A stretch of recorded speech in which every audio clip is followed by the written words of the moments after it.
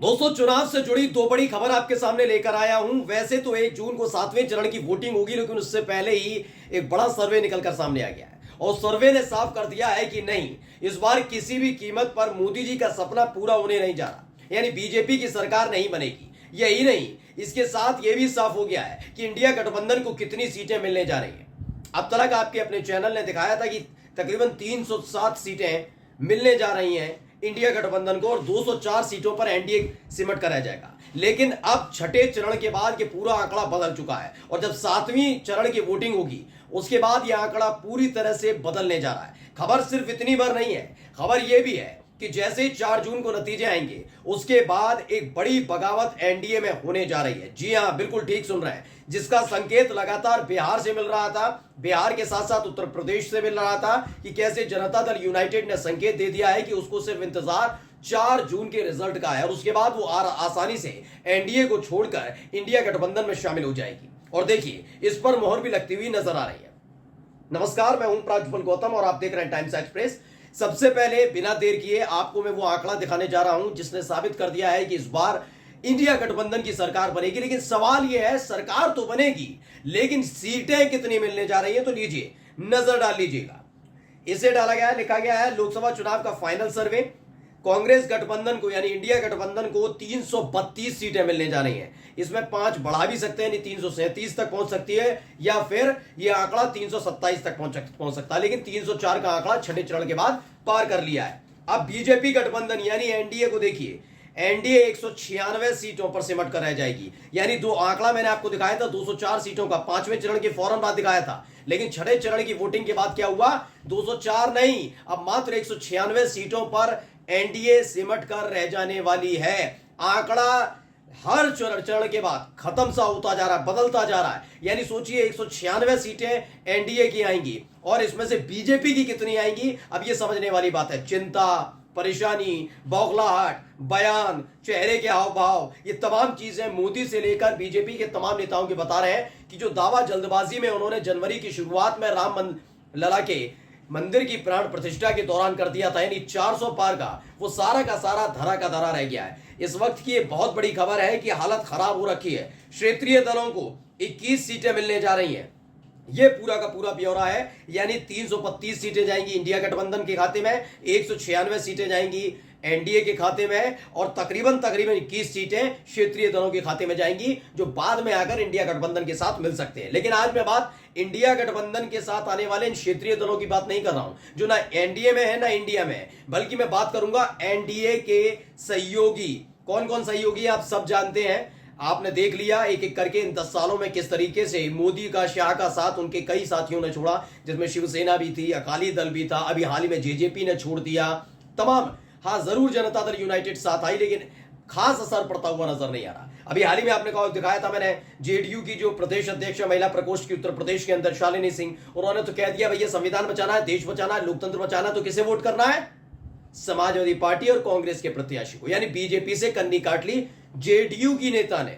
एक तरफ जेडीयू बिहार में बीजेपी के साथ गठबंधन में है, सरकार चल रही है, और यहां उत्तर प्रदेश के अंदर क्या कहा जा रहा है, बिल्कुल मत देना, किसे नहीं देना, बीजेपी को वोट मत देना, किसे देना है, समाजवादी पार्टी और कांग्रेस। ये पहले ही संकेत मिल गया था, लेकिन अब खबर पर मोहर लगती हुई नजर आ रही है। पहले न्यूज 24 की इस खबर को पढ़िए। न्यूज 24 ने छापा है, जयराम रमेश, पूर्व मंत्री, कांग्रेस के दिग्गज नेता, उन्होंने क्या कहा, इंडिया गठबंधन की सरकार बनती है तो एनडीए की सहयोगी पार्टियां भी गठबंधन में शामिल हो सकती हैं, लेकिन उन्हें शामिल करने का फैसला कांग्रेस हाईकमान को लेना होगा।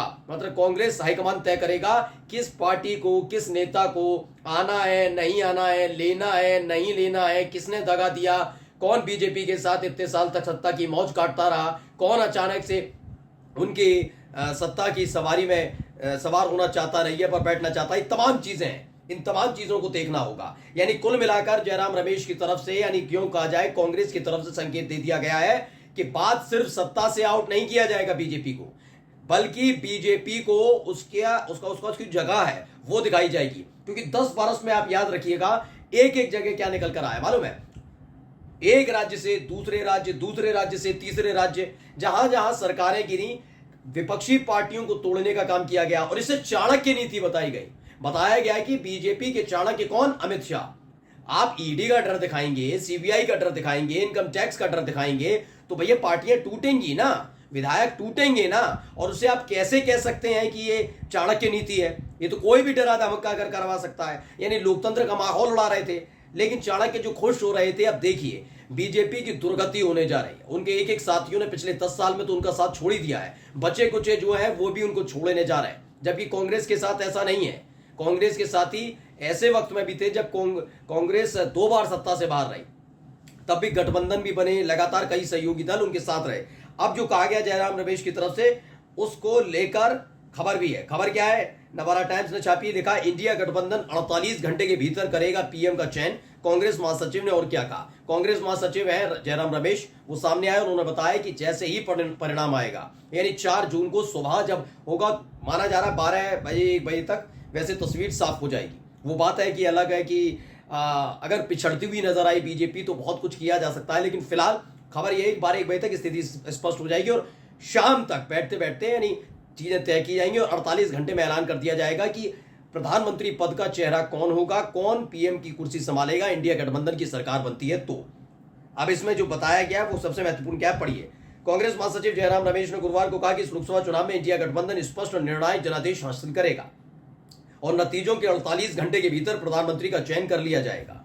लोकसभा चुनाव के 7वें और अंतिम चरण के मतदान से पहले प्रचार के आखिरी दिन इंटरव्यू में जयराम रमेश ने यह भी कहा कि विपक्षी गठबंधन में जिस पार्टी को सबसे ज्यादा सीटें मिलेंगी, वही पार्टी अगली सरकार के नेतृत्व के लिए स्वाभाविक दावेदार होगी। उनका यह भी कहना था कि बहुमत मिलने के बाद एनडीए के कुछ साथी शामिल हो सकते हैं। हालांकि कांग्रेस आलाकमान को यह तय करना होगा कि उन्हें गठबंधन में शामिल किया जाए या नहीं।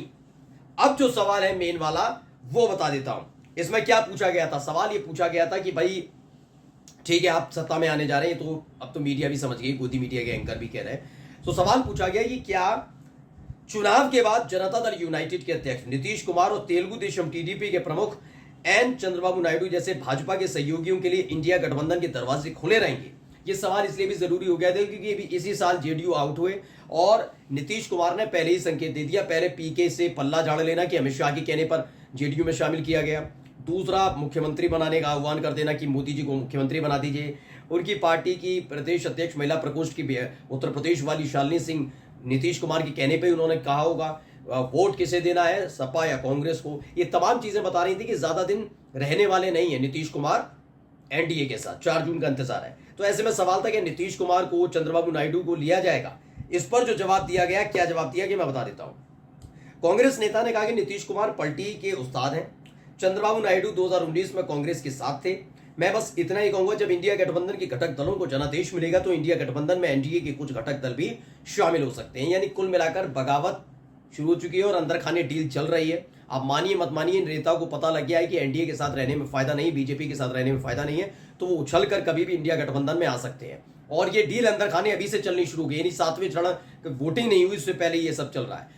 इसीलिए कांग्रेस की तरफ से साफ कह दिया गया, दरवाजे सबके लिए खुले हैं, लेकिन ये देखना होगा कौन विश्वस्त है कौन नहीं। नमस्कार।